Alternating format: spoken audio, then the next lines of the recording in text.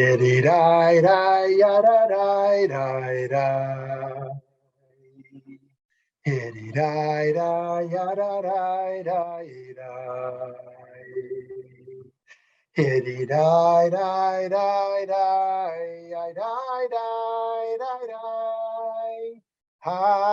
da da da da da da da. Diddy nine nine nine nine nine nine. Diddy da da ya da da da da. Diddy da da da da da ya da da da. Hi diddy diddy da diddy diddy da. Diddy da da da ya ya ya ya. Diddy nine nine nine nine nine nine. Diddy nine nine nine nine nine. Diddy ya ya ya da da ya da da. Shalom, shalom, friends. Great to see you. Great to see you, all of you. Thank you for being here. Our topic today, debate 21, capital punishment versus abolishing the death penalty. Let's start with a poll. Do you believe the death penalty is just? Number one, we should use the death penalty often. The wicked should be struck down. Number two, we should use the death penalty very rarely, but in some crucial cases. Number three, I'm very torn. It is important to have the death penalty, but it's not always used justly. Number four, we should abolish the death penalty completely. Please cast your vote. Give you a moment here. Mike and Jenny, I always wonder how you vote. Maybe you've been married long enough that you're just on the same page on all of these, but which one of you cast the vote? Okay, Pam, we can see results whenever we're ready here. Okay, 20% are very torn, 80% said we should abolish. Very interesting. Okay, friends, here we go. Torah has a lot to say here, so buckle your seatbelts. The text of the Torah, read literally, mandates the death penalty, of course, as punishment for specific transgressions. And yet, opposition to the overuse of capital punishment is embedded deep in Jewish religious psyche, and indeed in halachic tradition. The Talmudic rabbis taught that a court that puts others to death too often is a murderous court. How often?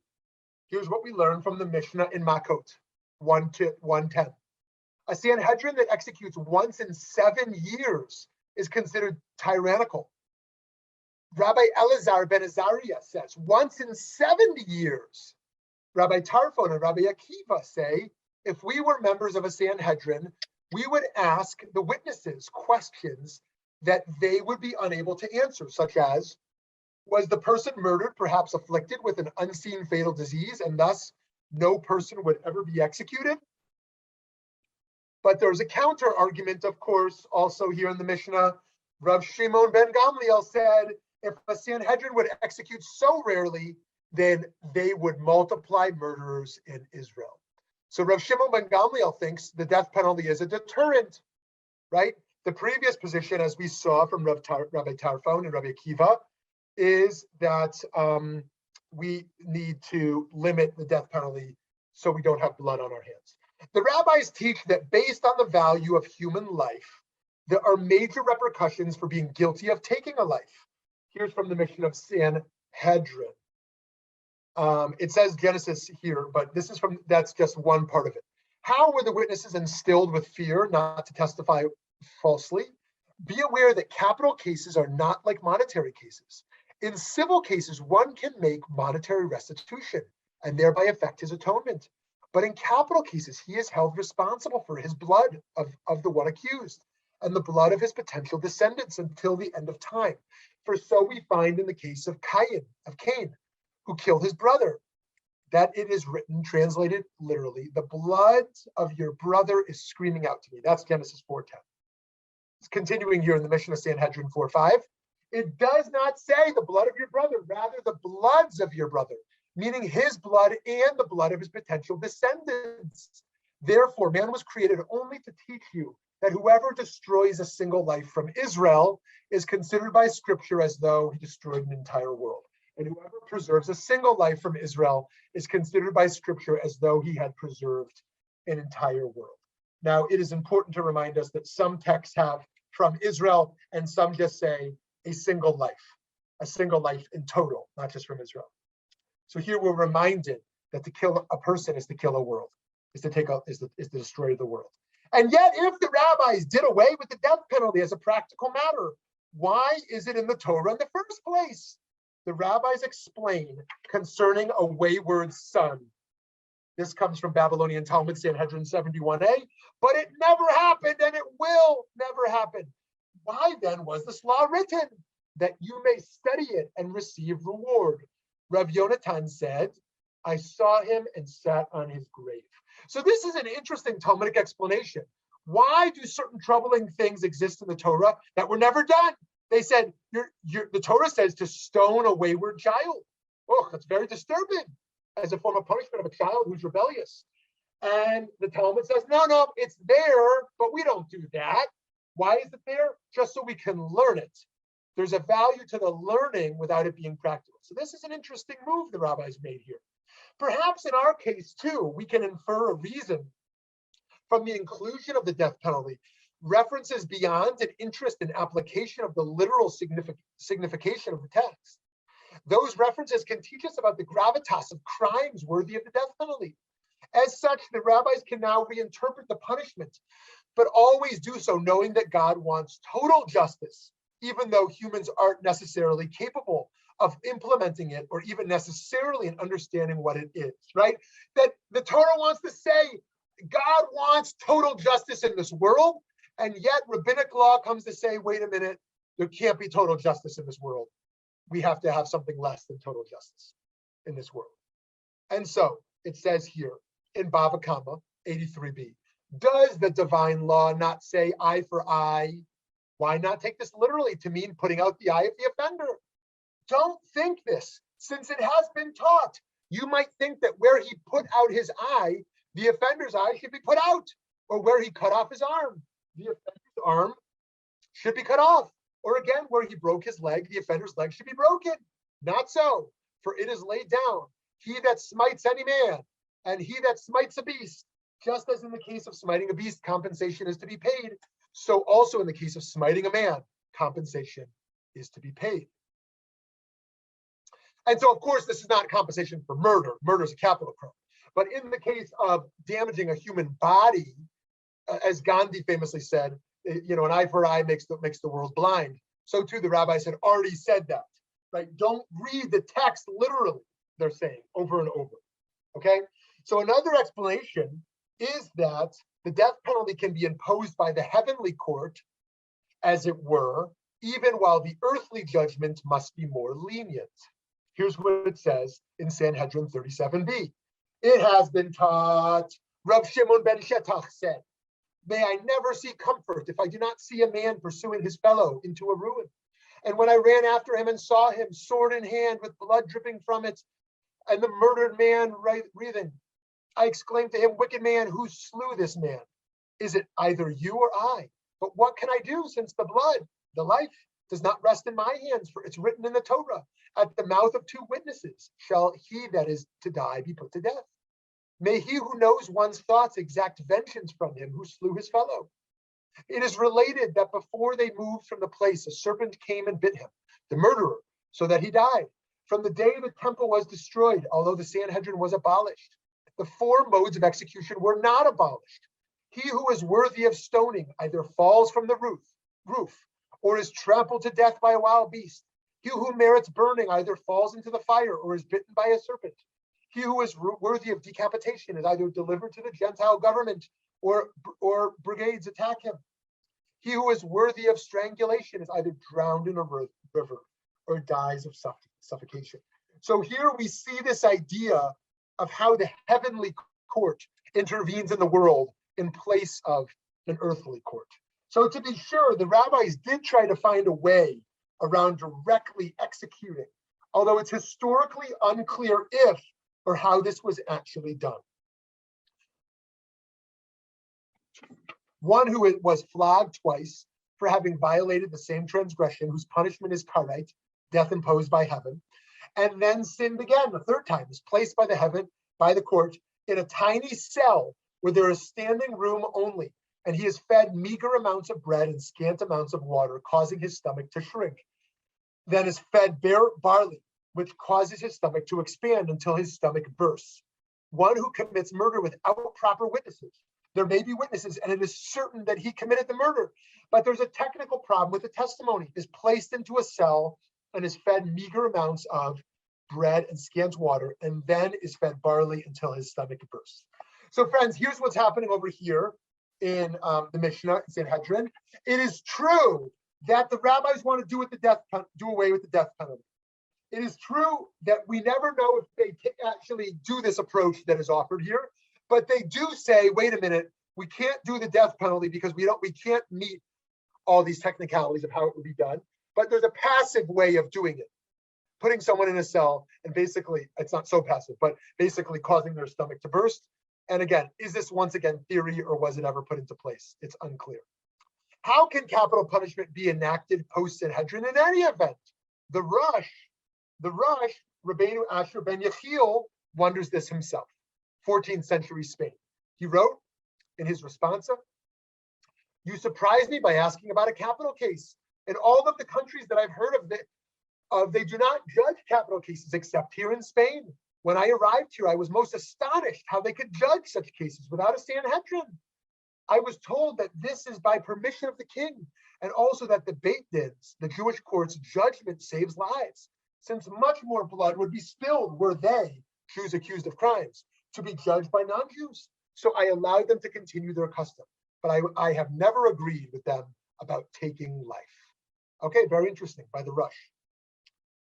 Rabbi Moshe Feinstein in 1981, skipping forward like 600 years, wrote a fascinating open letter to Governor Hugh Carey in which he dealt with the question about the role of the death penalty in the context of a halachic justice system, such as what the selections from the Talmud and the Rosh discussed above address, and its role in the context of a secular American-style legal system.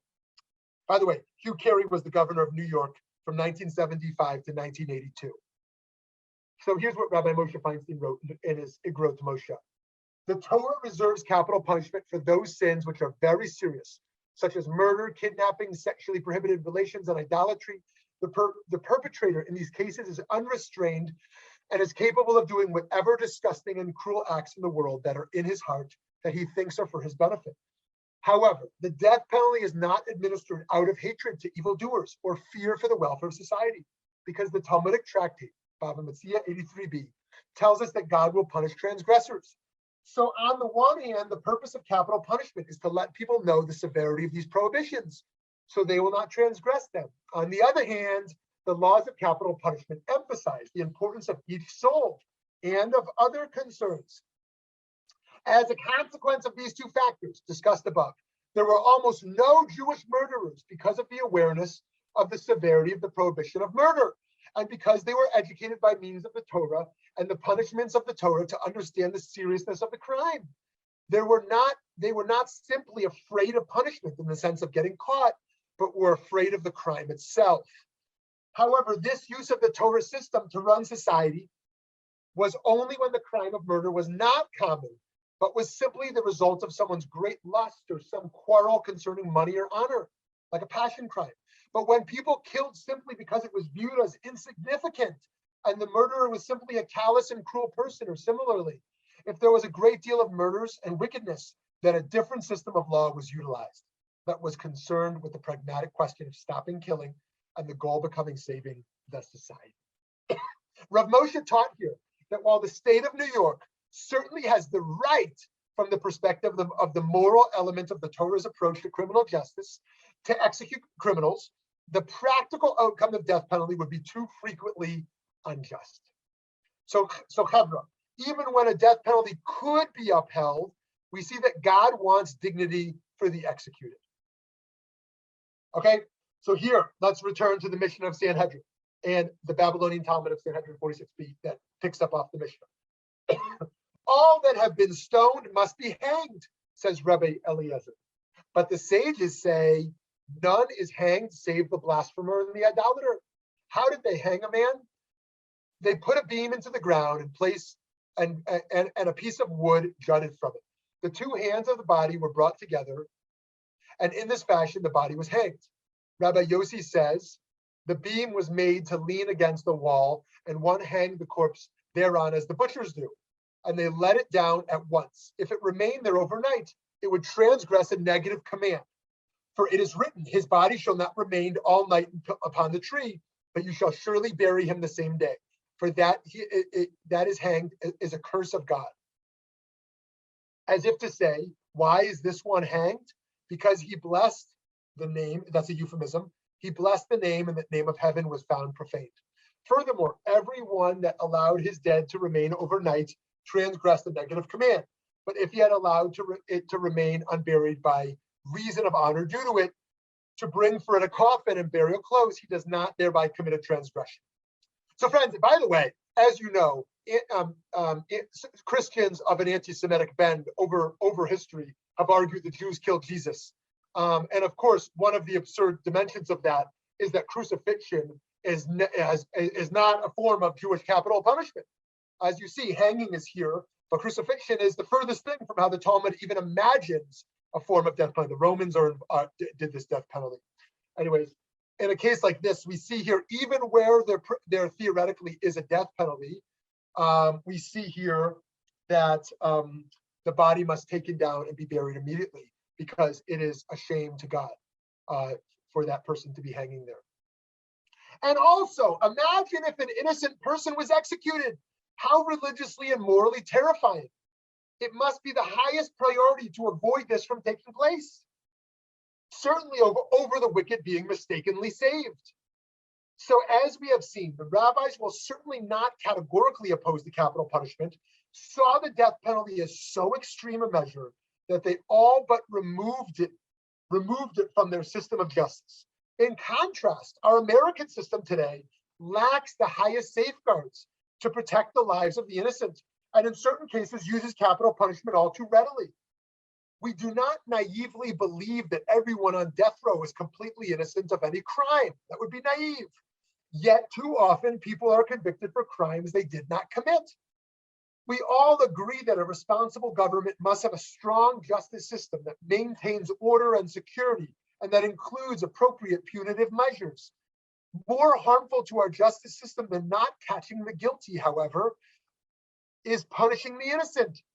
Owing to their socioeconomic situation or lack of access to legal resources, wrongly convicted people often have no real opportunity to respond to an overwhelming legal system that makes the establishment of innocence difficult. The consequences of this system that makes the establishment of innocence The consequences of this system are not only fundamentally unjust to individuals, but also produce racially and otherwise disparate outcomes, and therefore skew all sorts of social markers on inappropriate basis. Additionally, it is the taxpayers who are required to pay the exorbitant amount to maintain death rows. It is time to see the death penalty for what it is, not as justice gone awry, but as a symptom of the injustice as status quo. You must rescue those taken off to death, it says in Proverbs 24:11. Friends, among the reasons for wrongful convictions, 6 stand out to me. Number 1, why are there wrongful convictions? Number 1, eyewitness misidentification.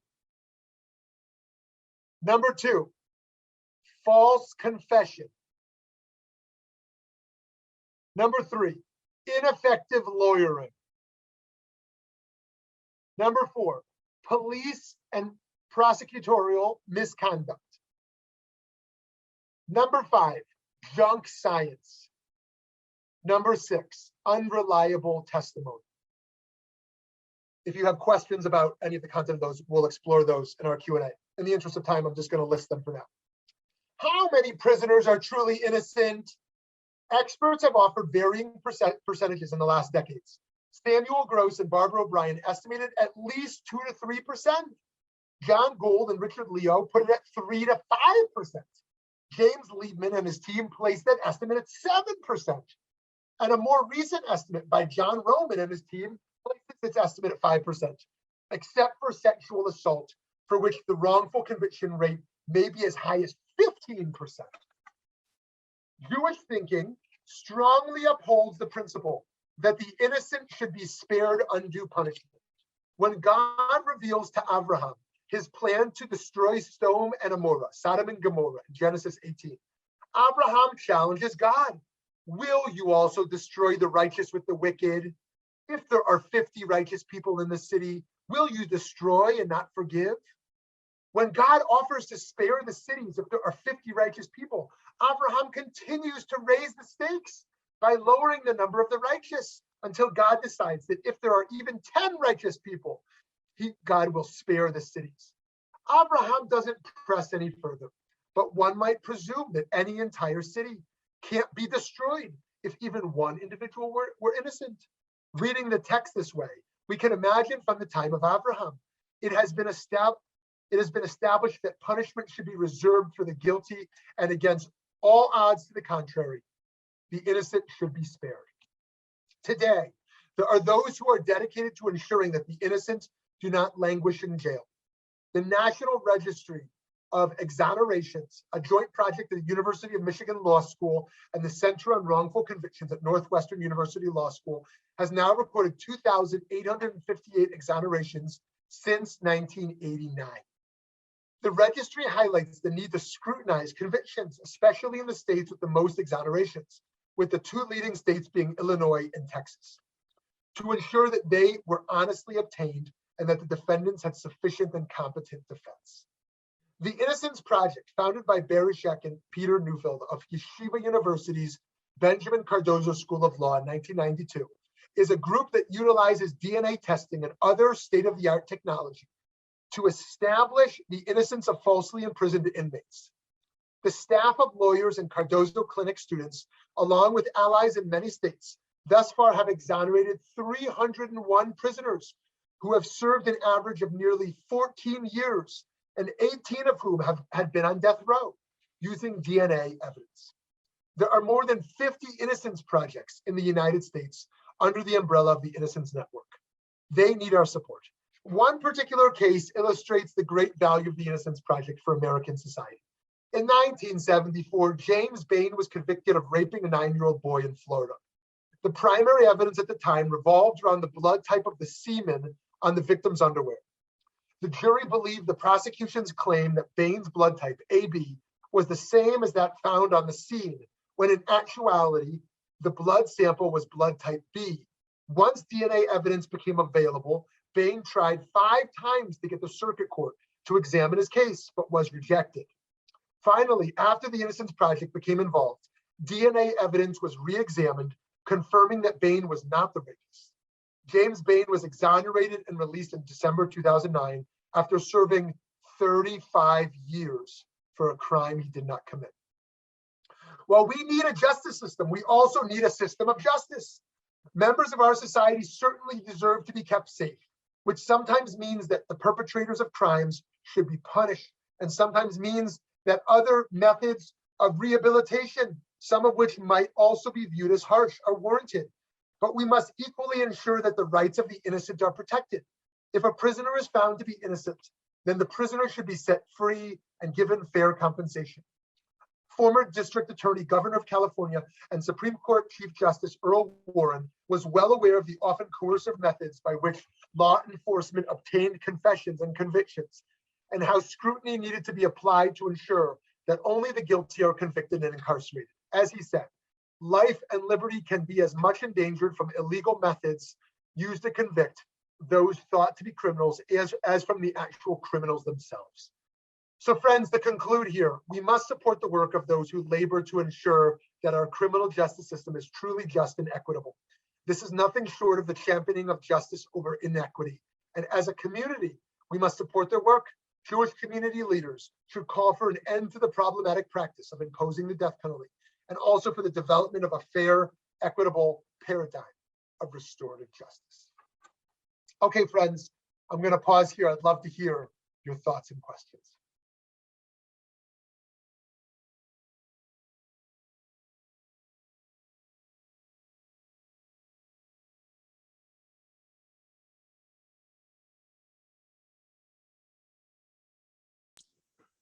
When you look at the death penalty, I think you have to look at it in two different ways.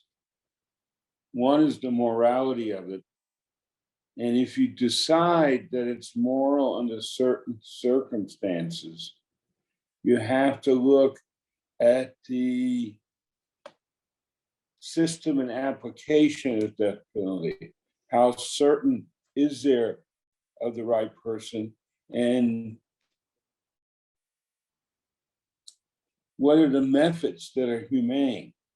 And those cross over, but they both. Now, the Talmud is looking kind of at both, but more to morality, would you say? Great question, Michael. Thank you for that. I think this is open to debate, and as we see, first of all, let me take a step back. Everyone remembers the one case Israel used the death penalty, right? The famous Eichmann Trials, and there continues to be a debate today as clearly that case was warranted. Many argue, while some argue this also is a stain. If you recall the famous debates that emerged from there. In any case, I think that, as Mike is pointing to, I think that either extreme would be a distortion of the Jewish tradition. The extreme that says we should readily and easily and quickly use the death penalty, or the opposite extreme that says that the Torah and the Talmud and our tradition is fundamentally opposed to the death penalty. Clearly, the idea is there in the Torah, in the Talmud. It continues to exist for some cases. And I think the point of debate is, because of how it can be misused today, should we continue to fight for it to be extremely limited? That could be one fair Jewish position, or completely abolished given the potential for abuse. And I think you're right. What the rabbis are doing there is debating the potential for mistake. I don't think they're debating whether someone who clearly did it wrong is deserving of it. I think what they're doing is they put enormous legal measures in place, making it impossible to convict someone. You had to have two witnesses show up, and the two witnesses had to say, "Excuse me, Plony, do you know you're about to kill person X?" And Plony has to say, "Yes, I know I'm going to do that." And then they have to say, "Do you know, Plony, that if you kill person X, your punishment will be Y?" And they have to say, "Yes, I know that." And then they have to completely go through this protocol to make sure that there's no possible lack of intentionality, no possible lack of awareness of the consequences, in a way that is totally unattainable and making it impossible. And so I think you're right. I don't think they're debating the morality of the Torah, saying the Torah was immoral to have the death penalty. I think they're debating whether we can and should continue to employ such a device. Now, such a vehicle. Now, this is not the only time the Talmud has radically done away with a Torah law. As we already mentioned, the wayward child. Of course, there's the practice of sota, the sota practice. Of course, there's the practice of slavery. Fill in the blank. There's many cases where the Torah abolishes or really does away with a Torah law. I think, and I can think of some others that maybe some would propose. Actually, here's another radical case, Shemitah, or even the idea of interest. There's a whole bunch of ways that these things get reinterpreted. Let me add a third consideration, and that is the Torah was written 3,000, was put into to a written format almost 3,000 years ago. General societies, and as time evolved, general systems of morality have evolved and changed. And I've always seen in the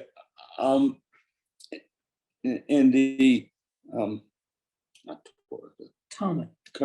That these are ways that rabbis are adapting what's in the Torah as their guidance to evolve within the societies and the general or moral and legal environments that they're living in to help Jews. Great point. Yeah, that's a great point, Mike. I think that that's what we continue to see. Those who have maintained the Jewish tradition continue, based on the morality of their time, to continue to engage in this this hermeneutical endeavor and this constant process of reinterpretation based on the morality of the day. And Judaism was, by and large, not a revenge society, not a shame society, more a guilt society than a shame society. And thus, this idea of taking revenge is, one could claim, mostly an anti-Jewish idea. Really, Judaism fundamentally is about mercy and justice rather than some kind of revenge notion. So I think you're exactly right.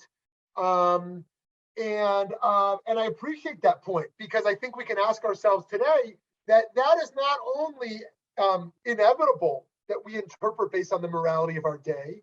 It is also the case that it is maybe morally mandated.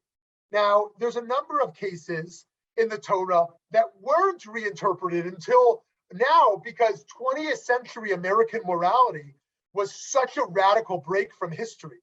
Think about women's rights.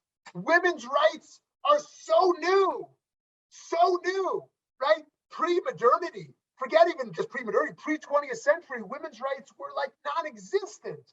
Think about LGBTQ rights. These are a few decades old, right?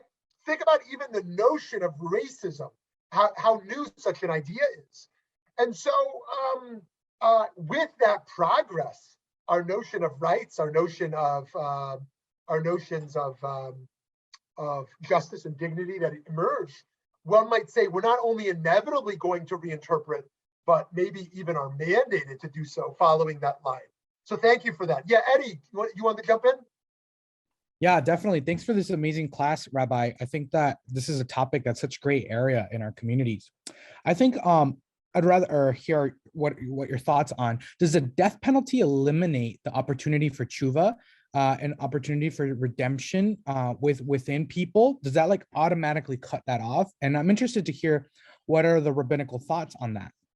I love that. I love that question, Eddie, because one of the great principles of the Torah is that everyone can do teshuvah.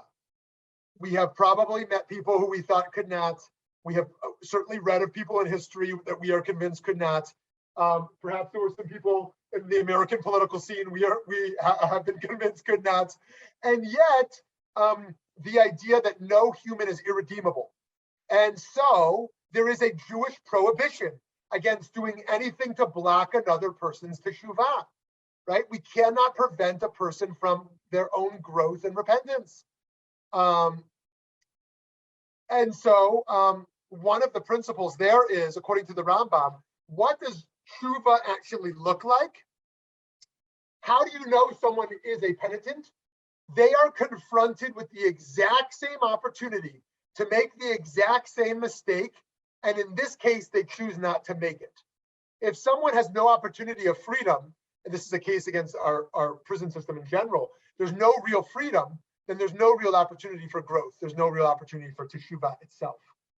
So I really appreciate that point. And I think the death penalty also makes clear that block from that potential. It basically says you are no longer created in the image of God. You are no longer capable of a certain type of growth. Now, by the way, it's worth reminding us that, going back to Mike's point about the context of where the Torah emerges from, the Code of Hammurabi, which is the code of justice just before the Bible, says if you kill a slave, it's a monetary crime. It's a monetary crime if you kill a slave. This is not a human being. And then the Torah comes and says, no, a slave is a human being. If you kill a slave, it's a capital crime. And so that itself was progress, to say that you are liable to the death penalty if you kill a slave, because we don't have any notion of a human being worth less than another human being. That doesn't exist as a Torah principle. It's heretical, antithetical to the Torah, that some rich person matters more than another, or a man matters more than a woman, or a person of this race over a person of that race, or a scholar over a less learned person. And so, yes, how do we create a society that enables, as Eddie's pointing to, the potential for teshuvah for all people.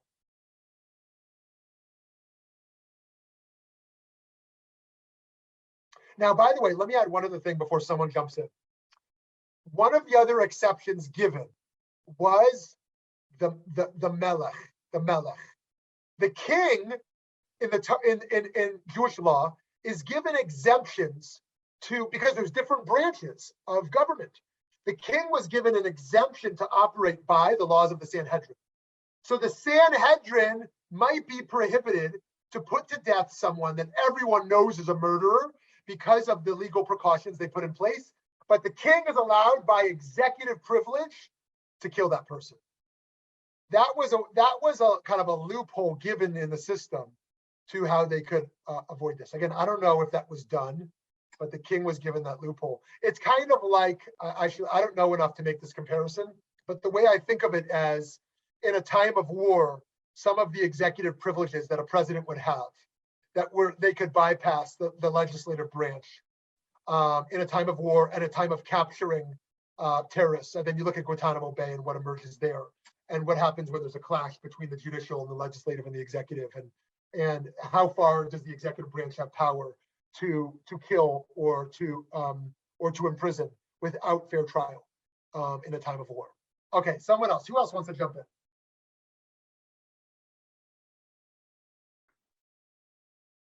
Can I say something? Yes, please, Della.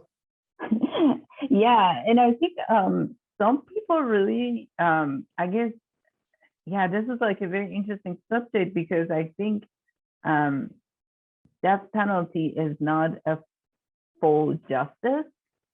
If let's just assume a dictator like Saddam Hussein, when they executed him, I almost felt like that wasn't fair because this guy has done so much bad in this world that it's almost like, you know, this death is too easy for somebody who has done so much bad, you know. And I know this is like a very sinister way of looking at it, but sometimes I feel like a lot of people do so many bad things that it's like, it almost feels like death penalty is just an easy way out for a lot of them. Yeah, so that's interesting, Della. So you remember the Jeffrey Epstein case?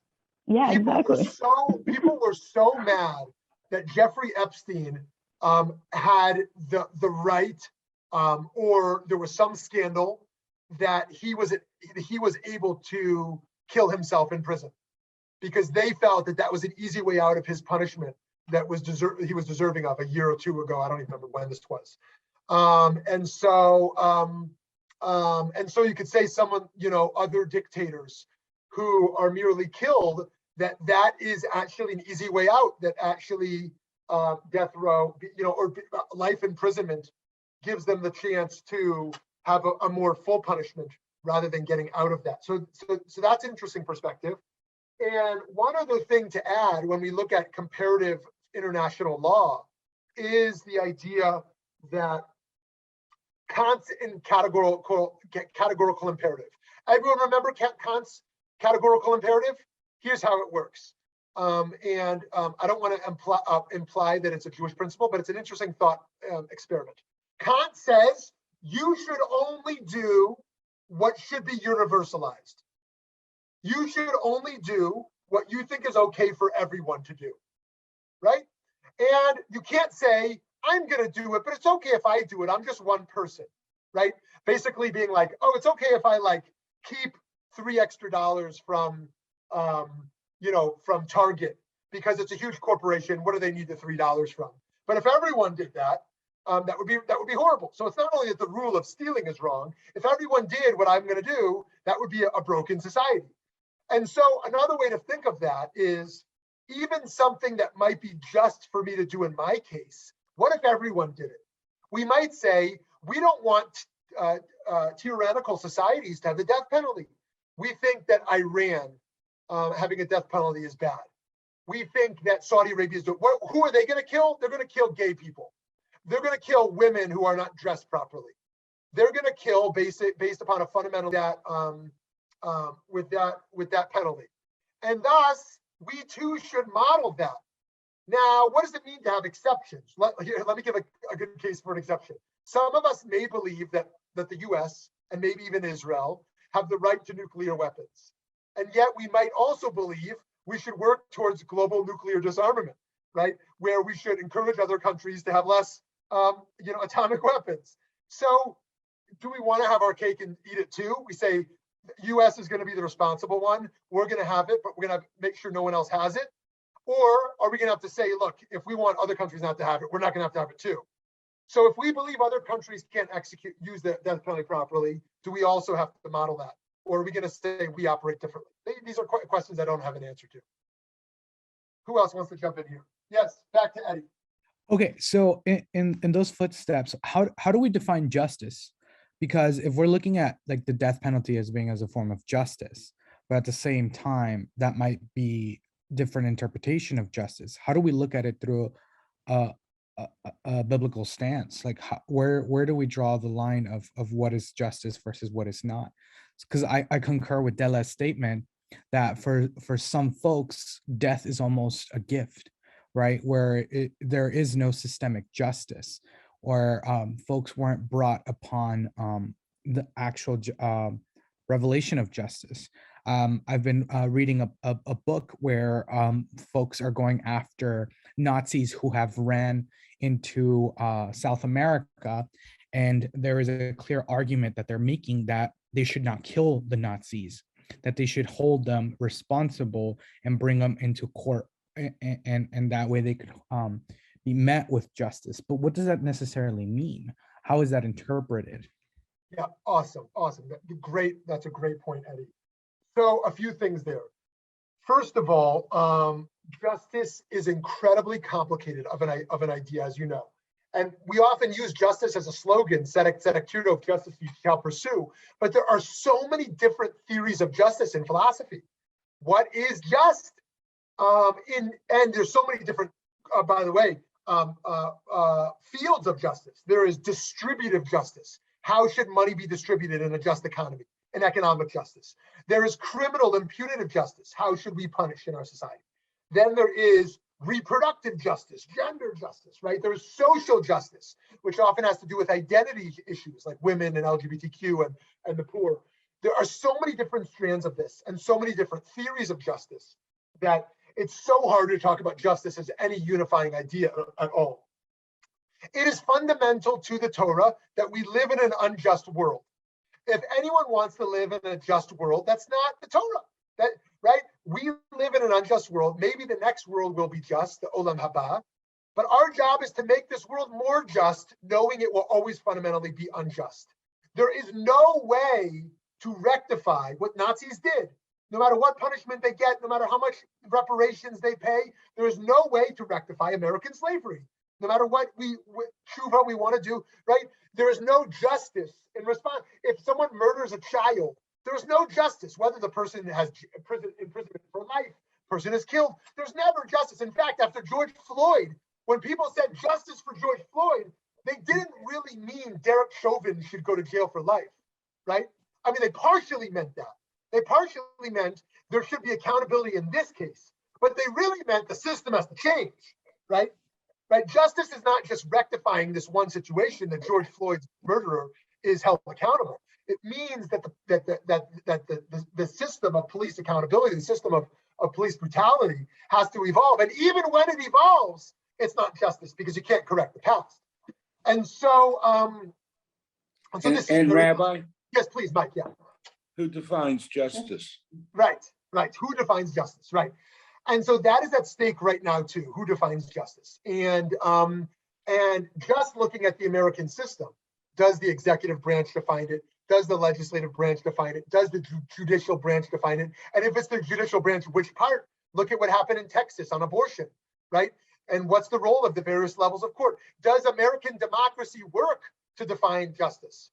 Does the will of the people, the majority of the American people, help define justice, what justice is?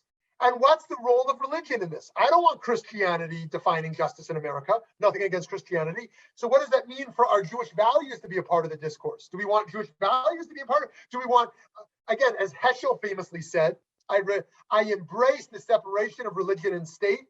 I reject the separation of religion from the human condition. And so our values need to inform the human condition, our view of society, and yet we see fundamentalists of every religion who want to impose the truth of their religion upon the legal system. And so justice is so complicated, and I think it's worth us debating what is just and how do we determine that. And let me offer a few models of that. One model of justice is called deontology.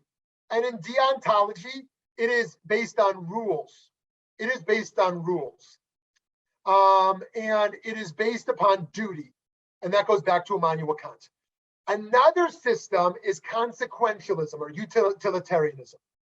A third might be virtue ethics. So let's just compare the first two. Because in America today, we are in a deontological model rather than a consequentialist model. What does a deontological model say? Just desserts. You deserve punishment for what you did wrong. You deserve it. What does a consequentialist model say? We should do what is consequentially best for all parties. What is best for the victim? What is best for the perpetrator? What is best for the taxpayer? What is best as a deterrent in society?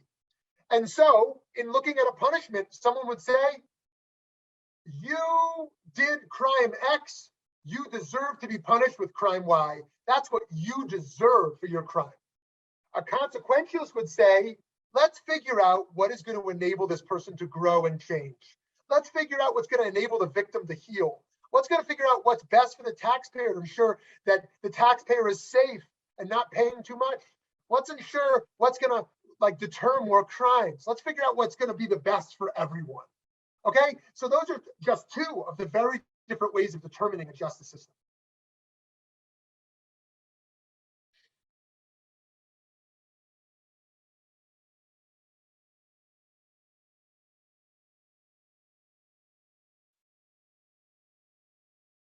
Anyone else?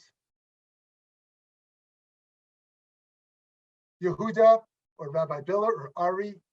Anyone else want to weigh in at all? Yeah, just sorry, I can't have my camera running right now. I've always thought that deterrents don't stop criminals from doing anything. Like someone who wants to rob or kill won't change their mind based on, oh, now there's a death penalty, I better not do it.